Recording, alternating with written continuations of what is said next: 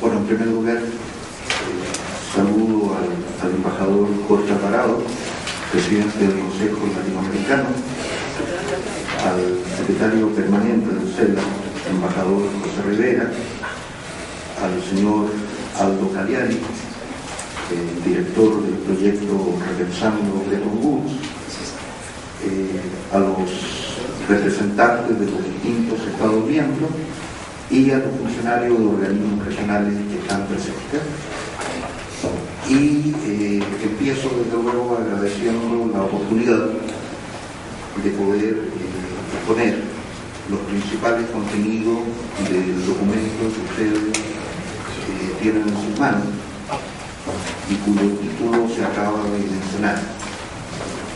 la situación reciente de la reforma de la arquitectura monetaria y financiera internacional y la situación reciente de los avances hacia una arquitectura monetaria y financiera regional para América Latina y el Caribe. Es un documento relativamente extenso en términos del número de páginas y también relativamente ambicioso en términos de los objetos que se trabajan en el documento, los temas que se abordan. Es un intento de balance que abarca básicamente los tres puntos que aparecen en pantalla. En primer lugar, qué está ocurriendo hoy con la economía mundial y en realidad qué está ocurriendo con la crisis mundial y qué viene sucediendo respecto de las discusiones, de los acuerdos y de las acciones respecto de la reforma de la arquitectura financiera y monetaria internacional. Es el primer punto. El segundo es qué postura ha ido desarrollando América Latina frente a los problemas de la arquitectura financiera y monetaria internacional, tanto en términos de cómo esos problemas están impactando en la región, como también respecto de qué posiciones han ido adoptando los gobiernos en distintos foros respecto de los problemas monetarios y financieros internacionales y qué ha venido ocurriendo dentro de la región. Desde luego que ahí hay un intento de balance muy sintético de lo que ha venido sucediendo con los esfuerzos de concertación, cooperación monetaria y financiera,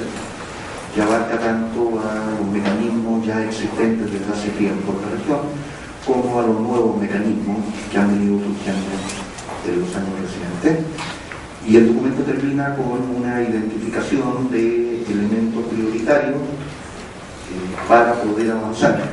hacia este objetivo, cuya relevancia creo que ha sido adecuadamente destacada al inicio de esta reunión, en la inauguración, en las distintas intervenciones de inauguración. Avanzar, digo, hacia una arquitectura monetaria y financiera regional. Por lo tanto, esos son los tres grandes capítulos en que está dividido el documento. Respecto del primero de ellos, del estado actual de la crisis mundial y de la reforma de la arquitectura financiera y monetaria internacional, hay dos cosas que destacar, dos espacios en los cuales moverse. Por una parte, todo aquello que da cuenta de la muy clara continuidad de la crisis mundial y por otra parte, qué respuestas se han ido generando ante esa crisis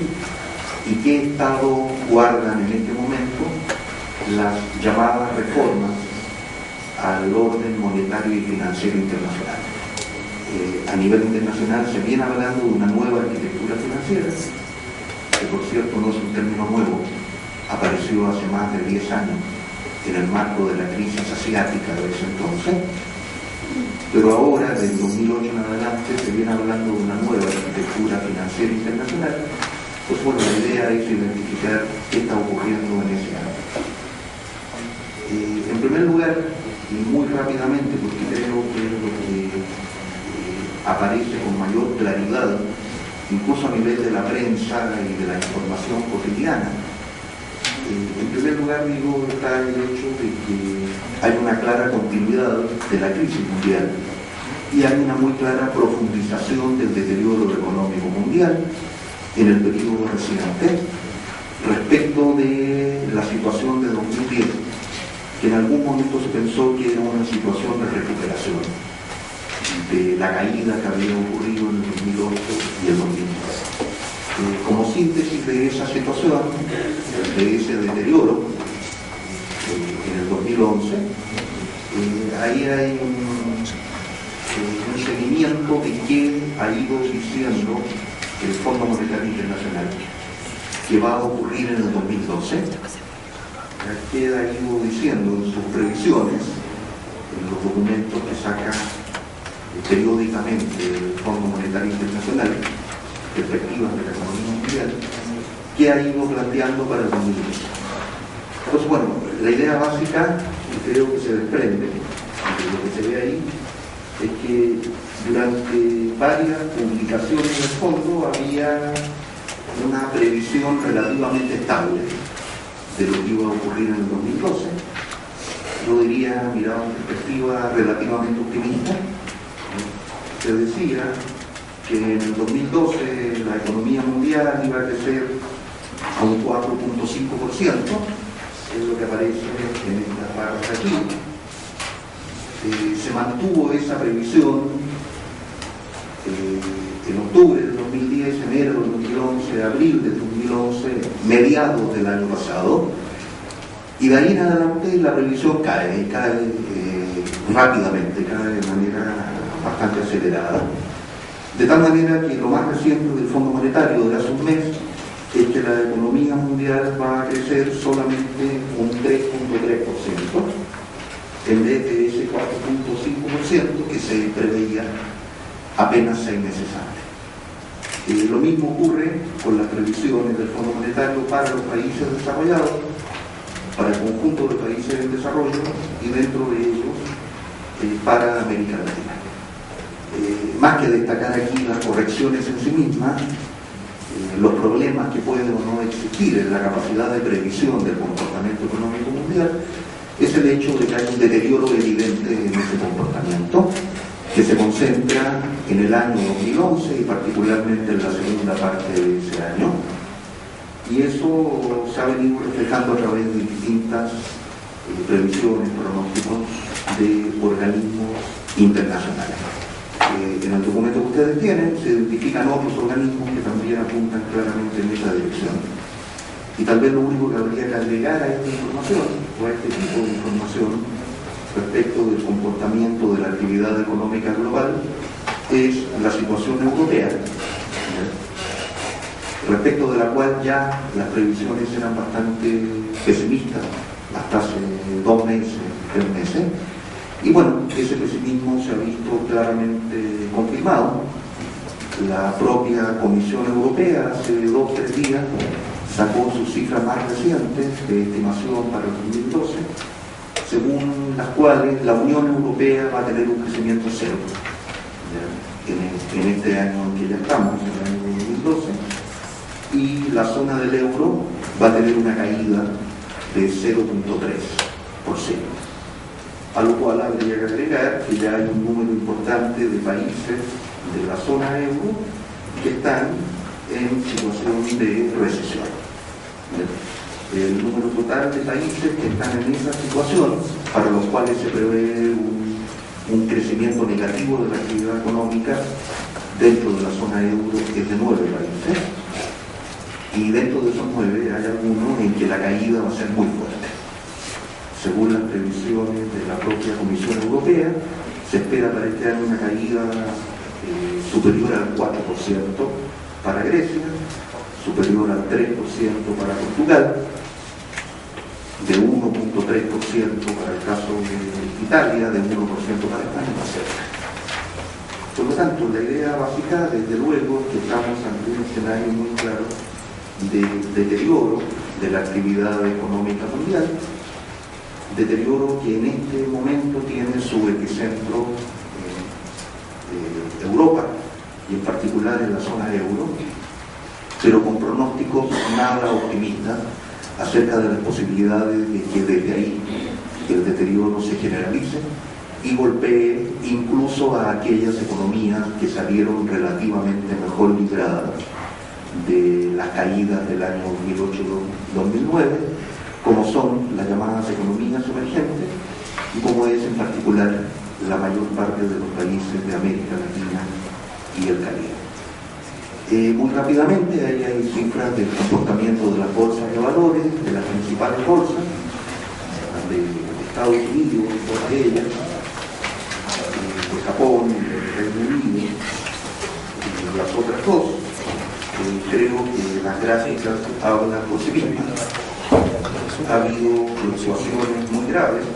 con caídas muy profundas, sobre todo a mediados de año, del año pasado. Entre fines de julio y comienzos de agosto hubo caída del 12% en el índice Nasdaq, de 16% en el índice Financial Times, etc. De más del 12% en el índice Nikkei. Por lo tanto, una vez más, desde luego, que la inestabilidad económica mundial se refleja en fluctuaciones muy profundas y desde luego comportamientos a la baja, pero sobre todo comportamientos muy erráticos de las bolsas de valores, lo cual por supuesto también está presente, según veremos después, en América Latina. También muy rápido, uno de los grandes problemas que está acompañando al actual escenario económico mundial es el desempleo. Hay un crecimiento importante en los niveles de desempleo.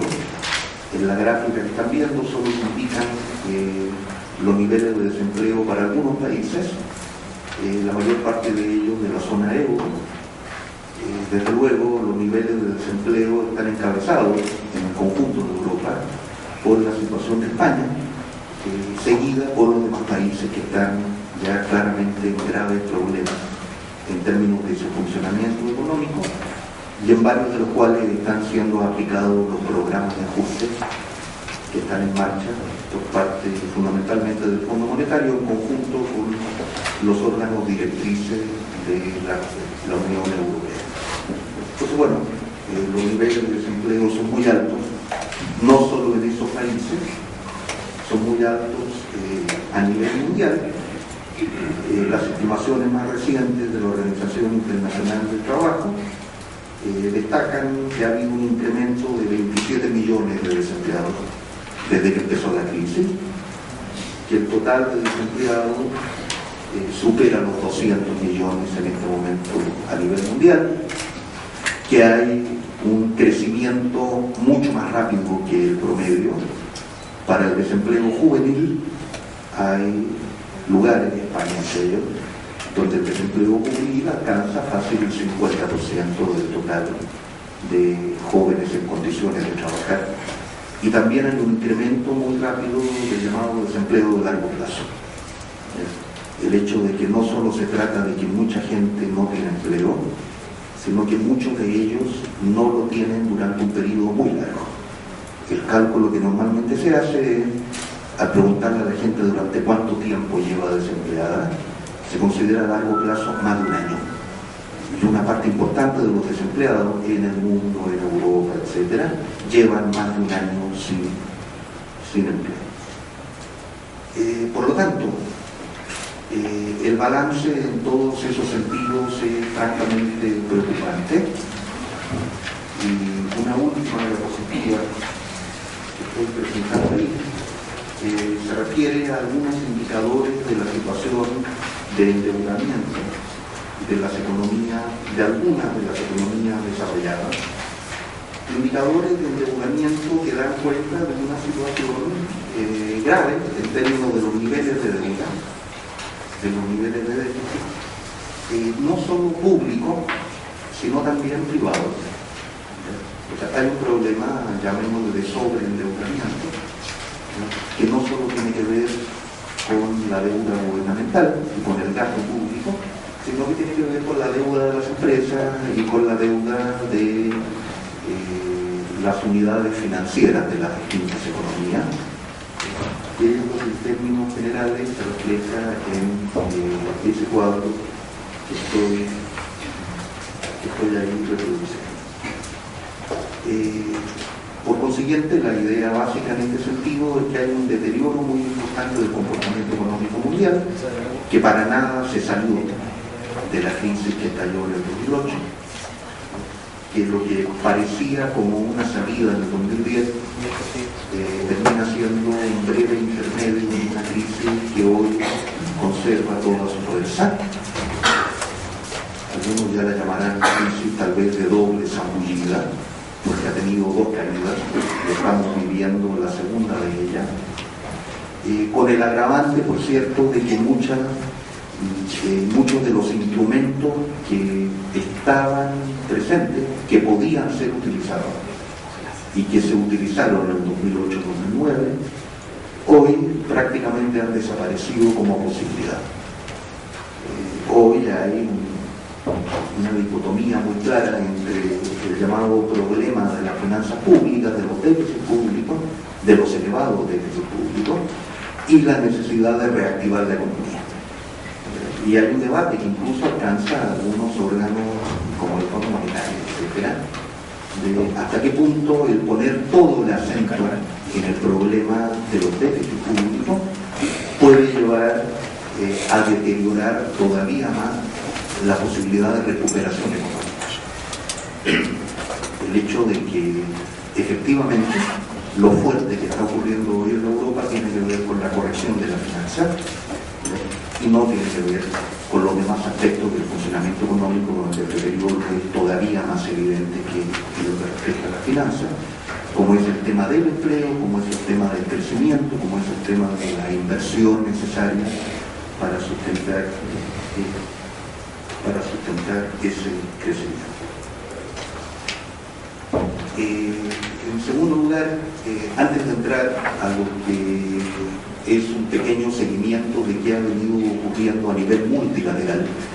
respecto de los temas monetarios y financieros, solo un breve recordatorio de lo que ha venido sucediendo respecto de la regulación de los mercados financieros, por una parte en Estados Unidos y por otra parte en la Unión Europea. Por eso dice nacionales entre comillas. En el caso de la Unión Europea es un conjunto de países. Solo como recordatorio el hecho de que en Estados Unidos ya está en marcha la llamada Ley de Reforma Financiera de julio del año pasado. Se están elaborando y aprobando sus reglamentos. Se supone que esa ley implica alrededor de 500 reglamentos que están en elaboración y en proceso de aprobación, y ahí se sintetizan los principales objetivos de esa ley de reforma financiera aprobada hace ya un año y medio,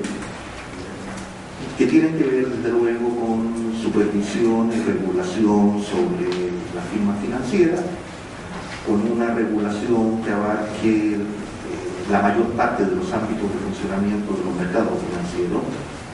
con la protección de los consumidores y de los inversores, con un incremento de la capacidad gubernamental para actuar sobre las crisis financieras y con un incremento de los estándares que tienen que ver con la regulación, a la vez que un mejoramiento de la cooperación internacional.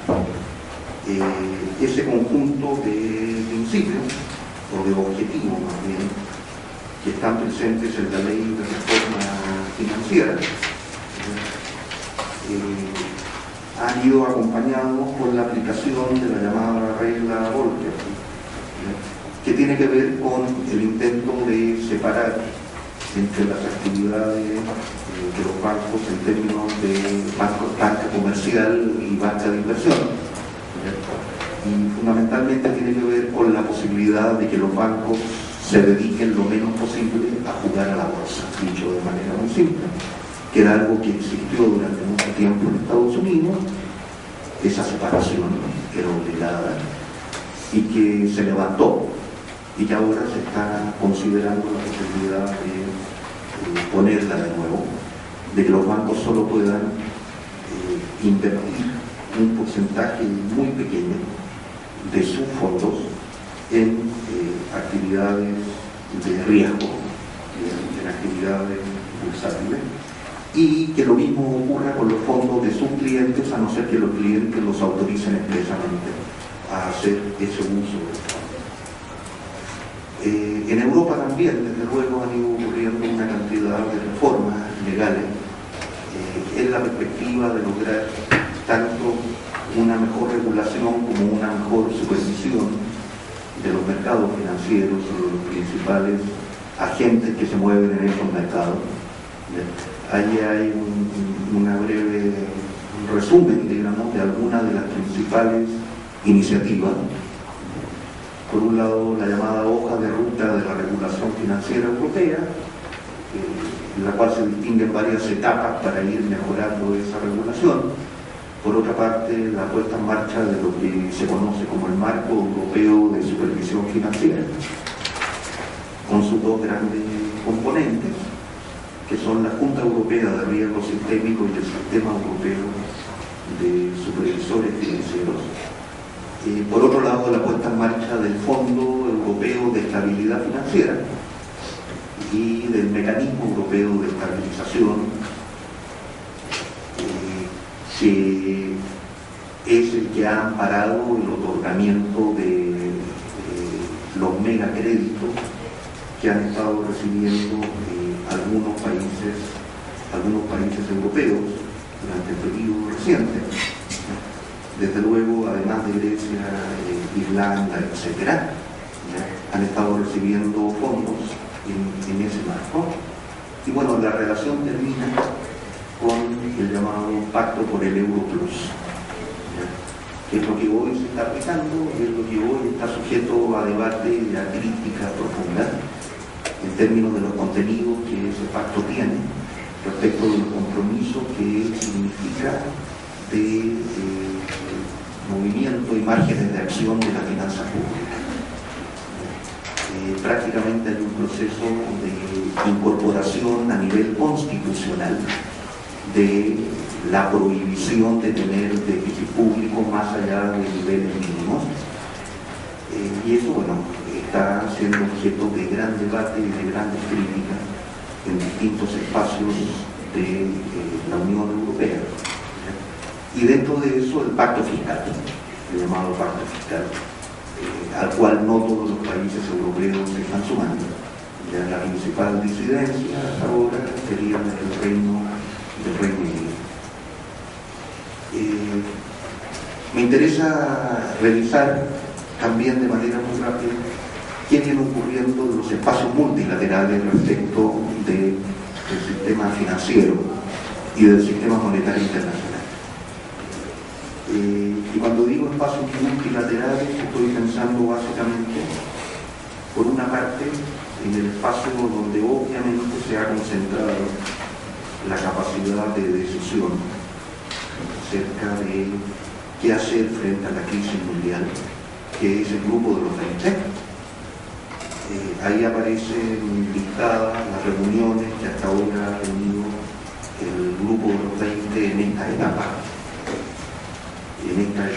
reuniones cumbre, en que ya no solo se reúnen a nivel de ministros y de presidentes de Banca Central, sino a nivel presidencial,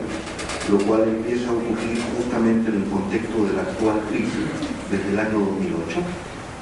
Entonces está la reunión del 2008, las dos reuniones de 2009, las dos reuniones de 2010 y la reunión que tuvieron el año pasado, hace aproximadamente 3 meses, que fue en noviembre en Francia. Y por otra parte, contrastar eso con lo que ha venido, o más bien con lo que se hizo, se dijo, con lo que se discutió y con las propuestas que de ahí surgieron en la conferencia sobre la crisis financiera y económica mundial y sus efectos sobre el desarrollo, que se realizó por convocatoria de la Asamblea General, del presidente de la Asamblea General de Naciones Unidas, llevándose a efecto en la última semana de junio del año 2009. En lo que respecta al grupo de los 20, desde luego que todo obliga a centrar la mirada en ese grupo y en lo que ellos han venido discutiendo y acordando. porque los hechos es el espacio que ha asumido la definición y aplicación de políticas frente a la crisis en general y frente a el orden monetario y financiero en particular. Esto solo que acabo de decir ya se presta mucha discusión, mucha crítica. En el grupo de los 20 participan 20, en realidad participan 19 más un representante de la Unión Europea. Y en el momento en que el grupo de los 20 asumió la dirección de las políticas anticrisis, en Naciones Unidas había 192 países. Por lo tanto, una discusión, en mi opinión, no adecuadamente resuelta, es si debería ser el grupo de los 20 o debería ser el conjunto de países los que asumieran la discusión y resolución, o por lo menos definición de estrategias, políticas de acción frente a la crisis. Más allá de esa discusión que en realidad no llegó a darse, desgraciadamente, el grupo de los 20 asumió la coordinación anticrisis y por lo tanto los acuerdos que se han ido tomando en su seno han tenido una capacidad muy grande de influencia sobre el resto de los países,